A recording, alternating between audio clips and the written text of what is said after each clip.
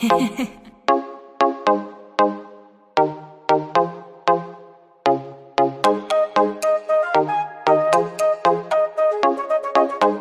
guys! Welcome back to my YouTube channel.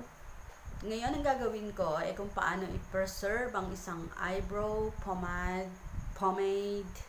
na natuyo na para ma-restore natin yung natitira pa niyang laman. Kung paano natin maibabalik, hindi man kagaya nung dati, paano natin masasave yung natitira pang laman kasi sayang yung product. Ayun guys, ang gagamitin natin ngayon ay syempre yung product na medyo natuyo na. I think dalawa sila. And then water or eye drops. And then isang steel spatula or kahit anong pwedeng ipang mix. And then tissue or wet tissue. So, ito lang, wala po akong wet tissue. Ayan guys, bago ko rin naman siya ginawa, syempre ito ay nag-imbestiga muna ako. Imbestiga kung paano ba siya masosolusyonan, and then itatry natin kung magiging okay ba ang aking paggawa. Okay? Okay, and let's go! Ayan guys, eto na yung mga gagamitin natin. Ito na yung eye drops or water, at ito yung ating i-revive na product. So, open lang natin. Ayan, kita nyo naman guys, tumigas na siya. So, kailangan natin i-revive. And then, lagyan natin ng 2 drops.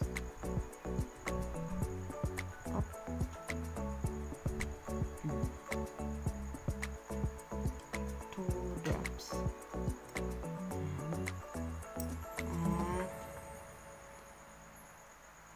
At anuhin po natin. Haluin natin.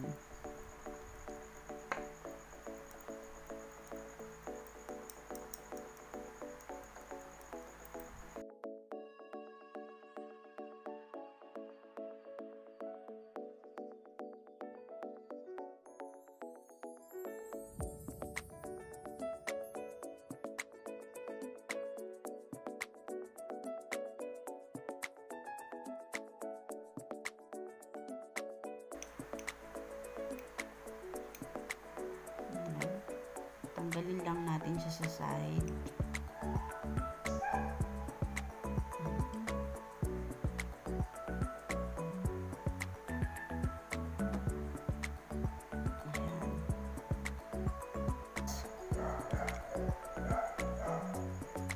Halo-halo lang.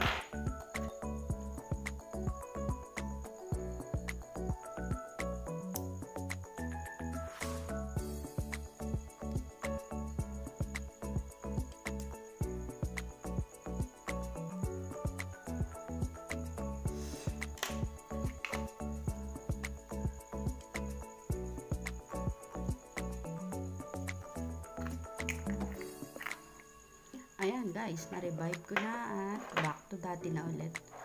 Okay, thanks for watching guys.